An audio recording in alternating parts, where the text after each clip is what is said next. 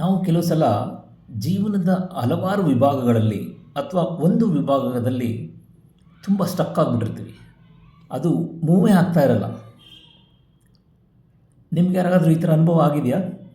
ಅದು ಹಣಕಾಸಿನ ವಿಭಾಗ ಇರಬಹುದು, ಅಥವಾ ಪತಿ ಪತ್ನಿ ಜೊತೆ ಇರೋ ಸಂಬಂಧ ಇರಬಹುದು, ಆರೋಗ್ಯದ ವಿಷಯ ಇರಬಹುದು, ಅಥವಾ ಮಕ್ಕಳ ವಿಷಯ ಇರಬಹುದು.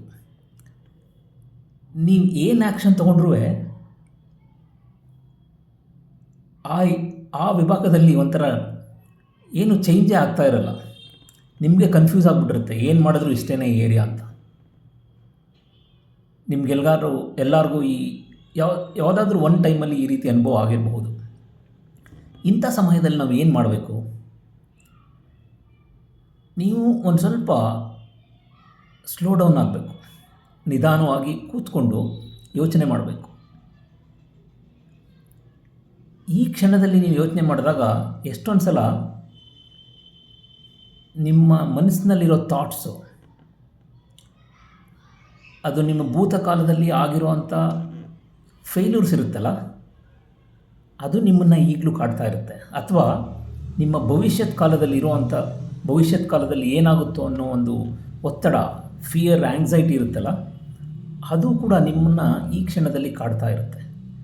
ಸೊ ಹೀಗಾಗಿ ನೀವು ಭೂತಕಾಲ ಮತ್ತು ಭವಿಷ್ಯತ್ ಕಾಲದಲ್ಲಿ ಸ್ಟಕ್ ಆಗಿಬಿಟ್ಟು ಈ ಕ್ಷಣದಲ್ಲಿ ನೀವು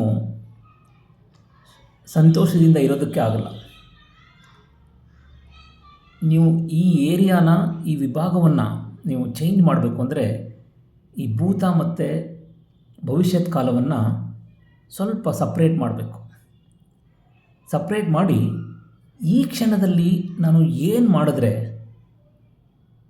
ನಾನು ಈ ವಿಭಾಗವನ್ನು ಇಂಪ್ರೂವ್ ಮಾಡ್ಕೋಬೋದು, ಮುಂದೆ ಸಾಗಬಹುದು ಅಂತ ಯೋಚನೆ ಮಾಡಬೇಕು. ಉದಾಹರಣೆ ಕೊಡಬೇಕು ಅಂದರೆ, ಈಗ ನೀವು ನಿಮ್ಮ ಪತಿ ಅಥವಾ ಪತ್ನಿ ಜೊತೆ ಇರೋ ಸಂಬಂಧದಲ್ಲಿ ಏನು ಮಾಡಿದ್ರೂ ಇಷ್ಟೇ ಈ ಸಂಬಂಧ ಅನ್ನೋ ಸ್ಟೇಜಿಗೆ ನೀವು ರೀಚ್ ಆಗಿದ್ದರೆ, ನೀವು ಒಂದು ಚಿಕ್ಕ ಸ್ಟೆಪ್ ತಗೋಬೇಕು. ಏನು ಮಾಡ್ಬೋದು ಈ ಕ್ಷಣದಲ್ಲಿ, ಅದು ಈ ಏರಿಯಾನ ಇಂಪ್ರೂವ್ ಮಾಡುತ್ತೆ ಅಂತ ಕೇಳ್ಕೋಬೇಕು. ಆವಾಗ ನಿಮಗೆ ಒಂದು ಹೊಸ ಪಾಸಿಬಿಲಿಟಿ ಬರುತ್ತೆ.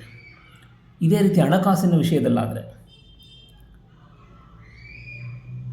ನೀವು ಈ ಕ್ಷಣದಲ್ಲಿ ಏನು ಮಾಡ್ಬೋದು ಅಂತ ಯೋಚನೆ ಮಾಡಿದಾಗ ನಿಮ್ಗೇನು ಅನಿಸ್ಬೋದು ಅಂದರೆ, ಏನಾದರೂ ತುಂಬ ಎಕ್ಸ್ಪೆನ್ಸಸ್ ಇದ್ದರೆ ಎಲ್ಲಾದರೂ ಕಟ್ ಮಾಡಬಹುದಾ, ಅಥವಾ ಜಾಸ್ತಿ ಸೇವ್ ಮಾಡಬಹುದಾ, ಅಥವಾ ಯಾವುದಾದ್ರೂ ಒಂದು ಹೊಸ ಸ್ಕಿಲ್ನ ಡೆವಲಪ್ ಮಾಡಿಕೊಂಡು ನಿಮ್ಮ ಇನ್ಕಮ್ ಸೋರ್ಸಸ್ನ ಜಾಸ್ತಿ ಮಾಡ್ಕೋಬಹುದಾ.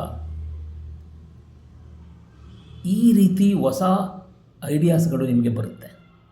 ಆದರೆ ನೀವು ಈ ಭೂತಕಾಲದಲ್ಲಿ ಆಗಿರುವಂಥ ಫೇಲ್ಯೂರ್ಸ್ನ ಮತ್ತು ಭವಿಷ್ಯತ್ ಕಾಲದಿಂದ ಬರ್ತಾ ಇರೋವಂಥ ಒತ್ತಡನ, ಆ್ಯಂಗ್ಸೈಟಿನ ನೀವು ಸಪ್ರೇಟ್ ಮಾಡಲಿಲ್ಲ ಅಂದರೆ ನೀವು ಪ್ರತಿ ಕ್ಷಣವೂ ಜೀವನದಲ್ಲಿ ಸ್ಟಕ್ ಆಗಿಬಿಡ್ತೀರ. ಮುಂದೆ ಹೋಗೋದಕ್ಕೆ ಏನು ಮಾಡಬೇಕು ಅಂತಲೇ ಗೊತ್ತಾಗಲ್ಲ.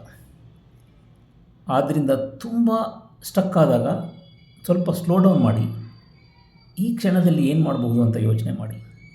Thank you.